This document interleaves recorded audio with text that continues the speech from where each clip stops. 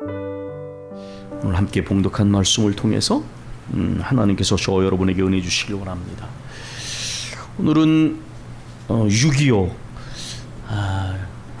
북한 쪽에서는 민족해방전쟁이라고 부르고 우리 쪽에서는 사변, 6.25 사변, 6.25 여러 명칭을 쓰지만 대체적으로 정착된 명칭은 한국전쟁 이렇게 부르곤 하는 전쟁.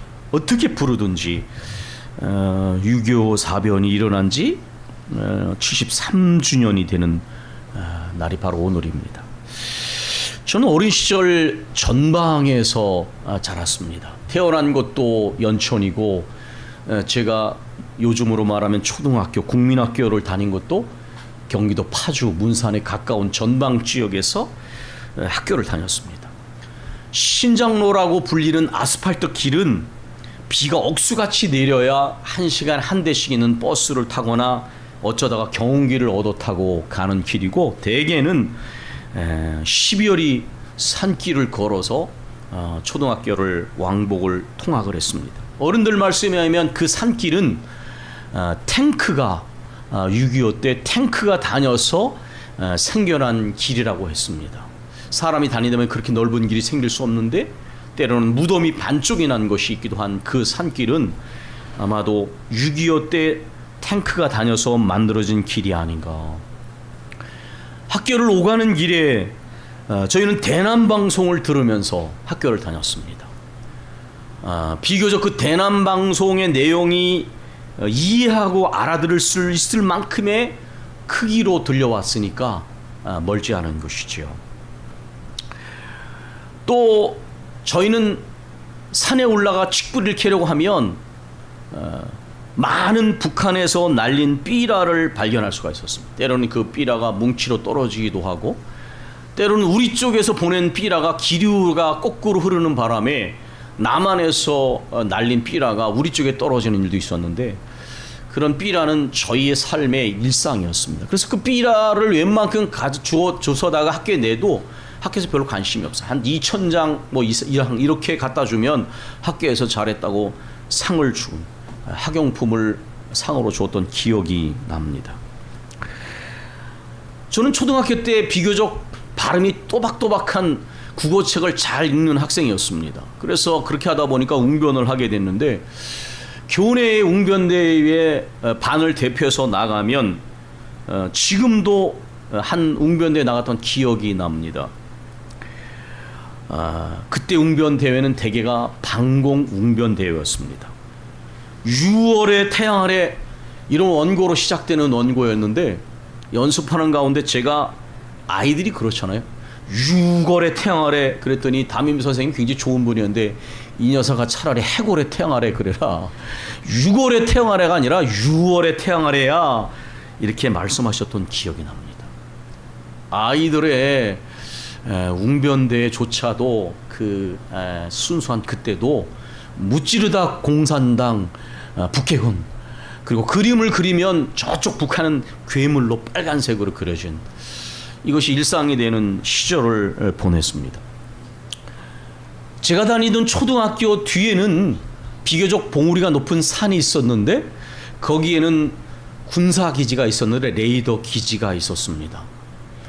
그래서 가끔은 그 길이 이렇게 흙길처럼 만들어진 길이었었는데, 찝차가 굴러서 병사가 몇 명 다쳤느니 뭐 장교가 죽었느니 그런 이야기들을 아이들 사이에서도 소문으로 듣곤 했습니다. 저희 동네에 붙어있는 바로 옆 산에는 가장 높은 곳에 해병대 기념탑이 있었고, 또 오른쪽에 있는 산에는, 교회를 가는 쪽에 이렇게 있는 그 산에는 해병대 기지의 터도 있었습니다. 6.25 때 만들어진 소위 빵간이라고 부르는 벙커가 있었는데, 그 벙커는 저희같이 개구장이들에게 신나는 총싸움 놀이터였습니다. 가끔가다 어떤 녀석은 거기가 들어가서 똥을 싸기도 했는데 어쨌든 6.25 때 만들어진 그 참호들이 여전히 온전한 형태를 가지고 남아있는 그런 곳이었습니다. 빨래를 빨아서 널면 가끔은 하얀 이불 빨래에 하얀 옷에 비무장지대에 북괴군이 침투하지 못하도록 그 풀을 태웠는데 그 건물이 날아와 가지고 그 하얀 이불 빨래나 옷을 다시 빨게 만드는 일들이 일어나기도 했습니다. 지금은 뭐 백왕산 장로님께서 그쪽에서 이제 계시는데 그 문산 쪽에 계시는데 전철도 들어가고 또 아파트들이 많지만 제가 다닐 때는 그 전방 쪽은 5층 이상의 건물을 지을 수가 없었습니다. 그리고 탱크 장애물이 뭐 지금도 많이 남아있긴 하지만 도로에는 양쪽 도로에 커다란 콘크리트 더미, 말하자면 탱크 장애물들이 여기저기 있는 그런 도로들이 일상이었습니다. 가끔 동네에 군인 아저씨들이 작전을 나옵니다. 미군도 나오는데 용주거리에 그 당시에 미군이 주둔하고 있었으니까. 그래서 동네에 군인 아저씨들 나오면 자기네들 밥이 맛이 없으니까 돈을 주고 동네 아줌마들한테 밥을 부탁을 합니다. 그러면 아주 시골 아주머니들의 인심이 또 수고한다고 말 잘 차려줍니다. 그래서 그때 군인 두부를 참 맛있게 먹었던 기억이 나고 또 건빵도 심심찮게 먹었고 그 당시 뭐 의원, 병원, 뭐 약국 찾아볼 수 없었습니다. 그 극장도 전진극장이라 군인 부대 안에 있는 극장의 유일한 극장이었습니다. 가끔 가다가 집안에서 뭔가 이렇게 음식이 없어지면 어른들이 그러시더라고요. 저거 아마 간첩이 와가지고 훔쳐갔을지도 모른다 이렇게 얘기를 했습니다. 저희 가족은 1천만 이산 가족에 포함되어 있습니다. 저희 큰아버지가 북한에서 넘어오지 못했고 고모 두 분이 북한에 계신다 그랬는데 뭐 그쪽은 좀 이념적으로 저쪽에 가깝다고 얘기를 했습니다. 저희 친할아버지는 전국을 누비면서 일꾼을 67명을 거느리고 장사를 하는 꽤 나름대로의 여유가 있는 그런 분이셨는데 6.25 때 생사불명이 되셨습니다. 피난을 나왔지만 뭐 먼 발치에서 어디서 돌아가셔가지고 어디다 매장을 했다는데 찾을 수가 없었습니다. 지금까지도 할아버지의 생사는 뭐 이미 돌아가셨겠지만은 언제 어떻게 돌아가셨는지 알 수 없는 그런 상황입니다. 10여 년 전에 돌아가신 저희 친어머니께서는 가끔 이 6.25 동족상전의 비극이 얼마나 비극적이었는지를 엿볼 수 있는 이야기를 하셨습니다. 피난을 가는데 포탄이 떨어져서 옆에 같이 피난을 가던 가족이나 옆에 사람이 살이 찢겨서 죽어가도 돌아볼 여유가 없다는 것입니다.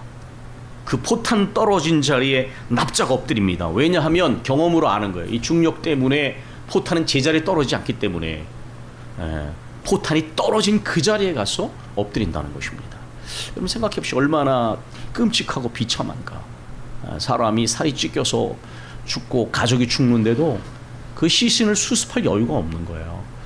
이건 굉장한 트라우마일 것입니다. 이것은 아마 제가 생각할 때 세대 간의 인식에도 굉장히 큰 차이를 만들어 놓은 것입니다. 이런 일을 당사자로 겪은 분들은 저도 사실 그 대학 때 그래서 저희 아버지와 제가 철학과 출신이기 때문에 자주 밥상 앞에서 언성을 높였어요.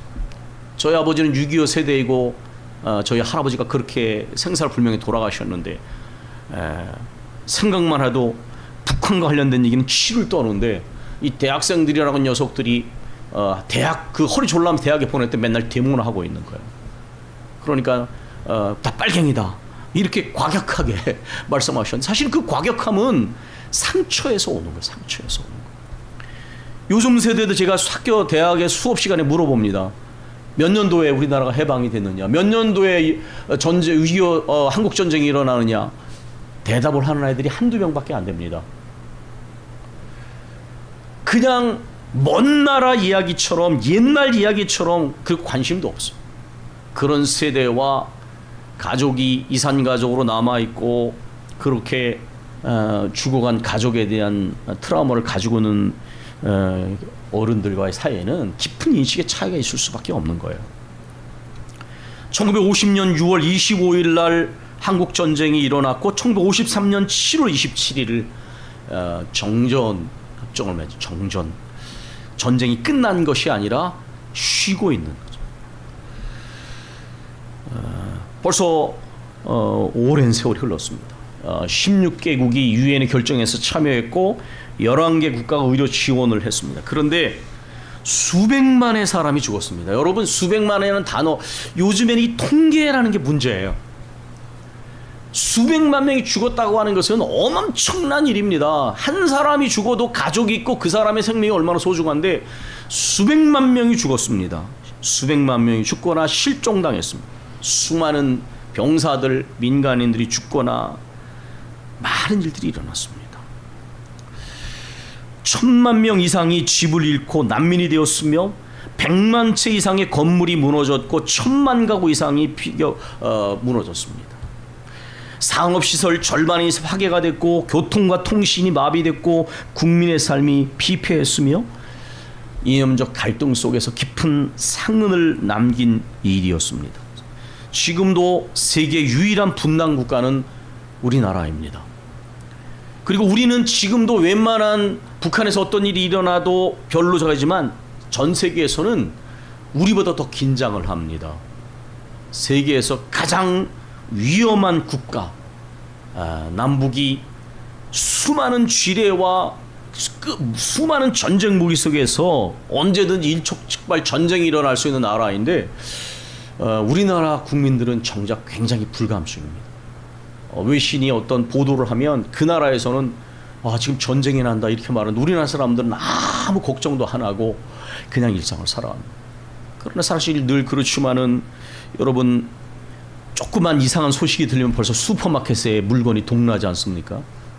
그래서 사실은 우리가 인간적으로 가지고 있는 평화가 얼마나 쉽게 깨어진다는 것을 보여주는 것이죠. 우리나라의 이러한 경험과 분단 국가였다가 1989년에 통독이 된 독일의 경험을 합치면 이 모든 일에 있어서 우린 이념적 차이를 볼 수가 있게 됩니다. 이념적 차이. 이제 민주주의와 공산주의 뭐 이런 표현들이요. 근데 여기는 특별히 독일이 그랬는데 현실적 문제가 있습니다. 통일은 이념적인 차이 때문에도 어렵지만은 현실적으로도 굉장히 많이 어려움을 겪습니다. 독일이 통독이 될 때에 빌리 브란트라는 수상이 말했다고 합니다. 우리는 한 뿌리이기 때문에 한 뿌리에서는 같은 것들이 자란다. 근데 막상 통독이 되고 나서 나중에 우리는 한민족이다 이렇게 말했던 사람들이 오씨 배씨라고 서로 욕을 했습니다. 이거 우리말로 번역을 하면 오씨 동독놈들아, 배씨 서독놈들아 이런 얘기입니다. 서독 사람들은 동독 사람들을 볼 때에 게으르고 굼뜨고, 왜냐하면 일 열심히 해봤자 남는 게 없고 그냥 알아서 다 해주니까, 사회보장되니까 주체적인 게 아무것도 없는 거예요. 그런데 동독 사람들이 보니까, 서독 사람들을 보니까 잘난 체는 되게 하고 허영심도 많고, 그리고 예전에 사회주의 체제에 있던 모든 장점들을 다 무시하는 겁니다. 서독 사람들은 3-4사람이 모여야 담배불을 킨다 그러잖아요. 성냥불을 킨다. 근데 보니까 그 당시에 마르크를 1:1로 인정을 해줬습니다. 그러니까 이 동독에서 온 사람들이 벤츠를 타는 거예요. 그러니까 이게 저것들이 우리가 낸 세금으로 안전히 저런 걸 하는구나. 동독 사람들은 자존심이 땅에 떨어졌습니다. 마르크를 1:1로 만든 건 원래 동독에 대한 배려였는데 실제로 어떤 일이 일어났냐면 동독의 양지대 공장이 다 망했답니다. 왜 그러냐면 동독에서 아무리 물건을 잘 생산해도 이게 이 서독 쪽에서 생산한 서구의 상품들하고는 상대가 안 되는 거예요. 그러니까 직업을 잃어버리고 공장이 문을 닫고 그러면서 현실적으로 많은 문제들이 생겨나면서 이 동독놈들, 서독놈들 이렇게 됩니다. 물리적인 장벽은 무너졌는데 그러나 머릿속의 장벽은 오랫동안 갔습니다. 그러나 제가 이제 97년도에 늦게 유학을 갔는데 통독이 되고 나서 한 10년 가까이 됐을 때, 아주 어려운 상황 때 사실 제가 유학을 갔고 이제 경제 위기를 그 해에 맞았으니까 제가 가장 힘들 때 유학을 한 사람인데요. 통독이 되고 난 이후에 태어난 세대들은 이런 거에 관심이 없습니다. 동독 출신이 아니냐는 관심이 없고 오히려 어느 지방 출신이냐가 더 중요한 문제다. 여러분 우리나라는 어떨까요? 우리나라 이북 5도청이 남아있고요. 제가 알기로는 북한의 땅 문서를 가지고 있는 분들이 꽤 있다고 들었습니다. 아마 통독이 되면 이건 엄청난 문제일 거다. 그 땅 문서를 가지고 있는 분들은 자기 이제 소유권을 주장하게 될 것이고 아마 어마어마한 많은 갈등들이 생겨날 것이다. 그런데 이 모든 일에도 불구하고 이념적인 문제나 현실적인 문제뿐만 아니라 저는 이러한 대립과 갈등을 넘어서서 통일을 이루는 문제는 신앙적 문제다라고 하는 것이 제가 오늘 말씀을 드리고자 하는 내용입니다. 왜냐하면 개인의 생애사의 생로병사 생사화복을 주관하시는 분이 하나님이실 뿐만 아니라 저는 분명히 믿습니다. 역사의 주관자, 역사를 섭리하시는 분은 하나님이시다.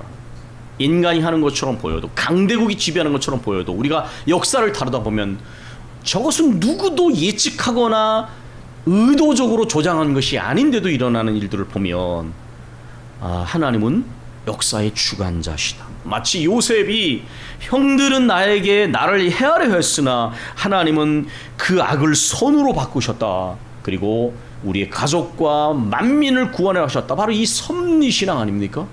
그 섭리신앙, 바로 역사를 주관하시는 분도 하나님이시다. 우리나라와 여러 가지 면에서 공통분모가 있는 또 하나의 나라가 있는데 바로 우리가 성경에서 자주 만나는 이스라엘입니다. 오늘 본문을 제가 표준 세번역으로 좀 읽어드리겠습니다. 하나님께서 선지자 에스겔에게 말씀하신다. 너 사람아, 너 인자야, 너는 막대기 하나를 가져다가 그 위에 유다 및 그와 연합한 이스라엘 자손이라고 써라. 막대기를 또 하나 가져다가 그 위에 에브라임의 막대기, 이게 북왕국을 의미하는 거죠. 곧 요셉 및 그와 연합한 이스라엘 온 족속이라고 써라. 그리고 그 두 막대기가 하나가 되게 그 막대기를 서로 연결시켜라. 그것들이 네 손에서 하나가 될 것이다. 어른이 이런 행동을 사람들 앞에서 하면 되게 우스꽝스럽지 않겠습니까? 뭐 하는 짓이냐. 언젠가 제가 한 대학에서 답안지에서 평소에 공부하지 않는 아이들이 쓴 답안지, 평소에 수업 시간 딴짓을 하는 아이들은 아주 자의적 상상력을 발휘하고요, 수업에 충실한 아이들은 수업의 내용을 바탕으로 주체적이고 창의적인 답안지를 쓰더라고요. 수업 시간에 딴짓을 하고 태블릿이나 컴퓨터를 켜놓고 마치 수업에 전념하는 것처럼 딴짓을 한 아이들, 눈빛이 벌써 흔들리는 걸 보면 제가 지금 뭐하고 있는데 선생은 다 아는데 사실 어쨌든 자의적 상상력을 발휘한 아이들이 이 예언자의 행동에 대해서 답을 이렇게 썼습니다. 엽기적 행위. 원래 정답은 예언자들의 상징적 행위입니다. 상징적 행위. 하나님의 말씀을 한 귀로 듣고 한 귀로 진작에 듣지 않으니까 하나님께서 예언자들의 명령을 하십니다. 인간의 볼 때에 뭔가 기이하고 독특한 행동을 하게 하는 것입니다. 온몸으로 말씀을 전하는 것이 예언자들이니까.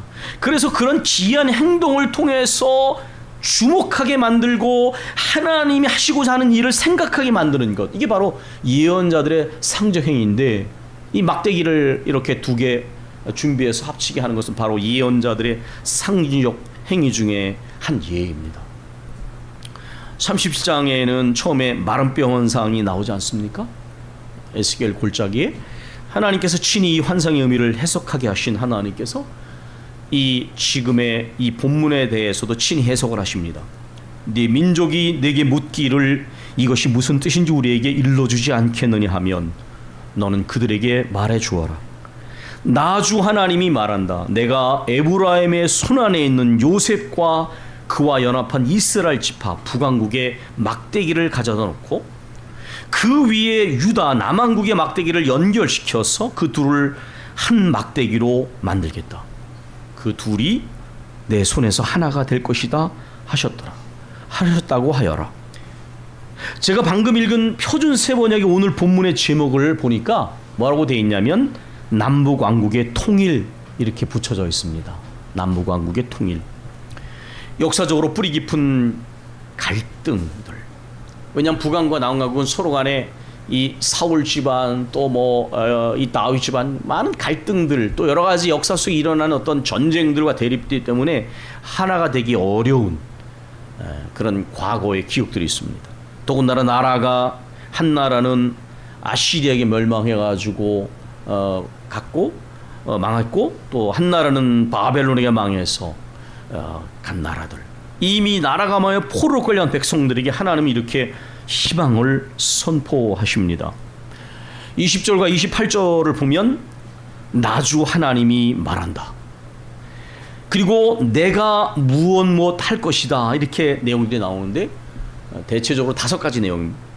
포로에서부터 내가 너희를 돌려보낼 것이고, 통일된 나라와 민족이 될 것이고, 한 임금이 다스리게 될 것이며, 너희는 우상 숭배 더러움을 씻어버리고 하나님의 거룩한 백성으로 거듭날 것이며, 다스리는 왕과 거느리는 목자가 다윗이 돼서 너희는 약속의 땅에서 대대손손 거주하며 다윗은 너희의 영원한 왕이 될 것이다. 내가 너희와 새로운 언약을 맺는데 이 언약은 영원한 언약이며 너희는 그 안에서 견고하며 번성하며 나는 너희들 중에 성소를 세울 것이며 영원히 거기에 거주할 것이고, 내가 너희들의 하나님이 되고 너희들은 나의 백성이 될 것이다. 여기 중요한 것은 내가 말한다라는 말씀과 내가 할 것이다. 이것은 이 모든 일을 이루시는 분이, 말씀하시고 이루시는 분이 하나님이시다라는 것입니다. 이 본문은 1차적으로는 이스라엘의 역사적 상황을 반영합니다. 실제로 하나님께서 그들을 포로에서 귀환시키셨죠. 그러나 여러분, 우리가 알아야 될 것은 이 본질적 내용, 완전한 본질은 언제나 그렇듯 가장 온전하고 완전한 것은 언제나 역사 속에서가 아니라 예수 그리스도 안에서 완성됩니다. 이게 성경을 해서 우리 손장로께서 늘 강조하시는 내용인데, 모든 온전하고 완전한 것은 반드시 예수 그리스도 안에 귀결되게 되어 있어요. 왜 그러느냐? 인간의 역사 속에서는 완전함은 이루어지지 않습니다. 그리고 인간이 이루는 모든 일에는 부작용과 불완전성이 있어요. 거기는 죄성과 불완전성이 지배하기 때문에, 심지어 하나님의 교회와 하나님 안에서 이루어지는 역사 속의 일들은 아직 완성이 아닙니다. 이미 분명한 것 아닙니까? 우리가 이제 이 2가지 이스라엘 역사 속에서 이루어지지만 이것이 예수 그리스도 안에서 완성된다는 걸 보는 것 중에 하나가 다윗에 대한 언급입니다. 이미 다윗은 500년 전에 죽은 사람이에요. 근데 어떻게 다윗이 다시 나와서 임금이 되고 목자가 되고 다스리느냐? 바로 다윗에 우셔진 메시아 왕국을 말하는 것이에요, 이것은. 그런데 여기서 이제 이 2가지의 공통된 분모가 뭐냐? 아까 말씀드렸던 하나님이 이 모든 일을 이루시고 말씀하시고 이루시는 주권자시다라는 거예요. 이것은 굉장히 중요한 것입니다. 왜 그러느냐? 이건 바로 도래적 희망을 말하고 있는 거예요. 도래적 희망. 여러분, 도래라는 게 무슨 말입니까? 저쪽에서 이쪽으로 다가오는 거예요. 하나님이 말씀하시고 하나님이 이루시는 것을 분명히 믿으면 거기에 도래적 희망이 생겨나는데, 그것은 때로는 역사에 있어서 아주 강력한 저항 에너지를 이루고, 그리고 또한 모든 암울한 상황에서도 마른 뼈 같은 사람들이 다시 부활하게 되는 이 능력, 바로 그것이 도래적 희망이에요. 이게 얼마나 큰 건지 말해요. 부활의 신앙은 부활절에만 갑자기 잠깐 생각하는 것이 아니라 개인의 모든 절망적 상황을 떨쳐 일어나는 힘이고, 모든 역사 속의 공동체가 모든 어려운 상황을 이겨내겠던 힘이었어요. 교회와 크리스찬의 역사는 바로 이 부활신앙, 도래적 희망의 능력을 선포하고 그것으로 이겨내게 하는 역사의 연속이었습니다. 아까 제가 예배를 시작하면서 오늘날 한국교회가 잃어버린 것은 바로 이 도래적 희망, 이 부활의 능력이에요. 온통 미래학적인 교회 현실 타락만 이야기하면서 왜 하나님의 희망을 이야기하지 않는지, 왜 하나님의 도래적인 다가오시는 희망 속에 말씀하시고 역사를 이루신 주권적 섭리에 대해서는 믿음을 잃어버렸는지, 저는 이게 가장 위기의 본질이라고 생각합니다. 그럴듯하게 현실을 냉철하게 분석하면서 말하지만 그건 결론이 될 수가 없어요. 하나님이 말씀하시고 이루시는 하나님의 주권자 되시며 섭리 되신 하나님이 모든 일을 이루신다고 믿을 때에 정에너지가 생겨나고 눌림을 넘어서서 나가게 되는 거예요. 독일 통일은 갑자기 어느 날 다가왔다고 모두가 말합니다. 군사력의 힘으로 이룬 게 아닙니다. 그러나 그 가운데 교회에 간절한 기도가 있었습니다. 제가 지난번에 그런 얘기를 드렸죠. 간절한 기도가 있었습니다. 그리고 교회들이 평화적인 노력을 했습니다. 이념적으로 서로 간에 가까워질 수 없지만 서독교회가 동독교회 많이 도왔어요. 지난번에 숭실대회에 통일운동을 많이 한 그 통일문제 전문가 목사님이 오셔서 그런 얘기를 했어요. 그 독일 동독에서 굉장히 유명한 거기는 뭐 교회가 여전히 있었으니까 이제 추방을 하는 거예요. 그 유명한 목회자를. 그러면 어떻게 하느냐? 이건 하나의 뭐 대비 같은 건데 그걸 삽니다. 그러니까 형식은 추방이고 이쪽에서는 망명이지만 어떻게 하냐면 소독 정부에서 돈을 대요. 근데 소독 정부에서 돈을 대는 게 만약에 밝혀지게 되면 이념적인 문제가 생기니 어떻게 하느냐? 그 모든 변호사와 모든 시위를 집행하는 건 교회였어요. 교회는 그런 이념적으로 자유스러운 거거든 원래. 우리나라하고 좀 달라요. 이념적 진영 논리를 넘어서서 그 일을 하는 거예요.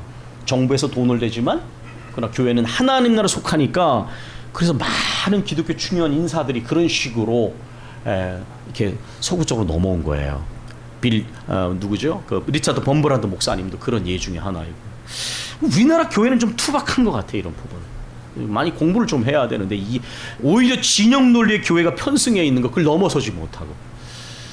어쨌든 모든 통일이 이루어지기 전에 교회가 간절한 기도와 평화의 노력을 했습니다. 말씀드린 것처럼 군사력의 힘이나 이념적으로 하게 되면 부작용이 있고 희생자가 나오고 대립과 갈등을 넘어서기가 굉장히 어렵습니다.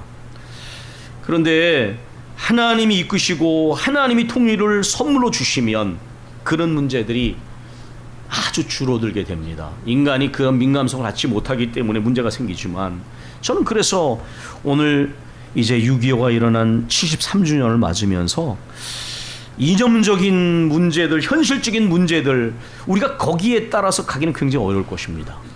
그러나 우리는 이 문제를 신앙적으로 접근해야 합니다. 하나님이 역사의 주관자가 되시는 것을 기억하면서 교회는 간절하게 기도해야 됩니다.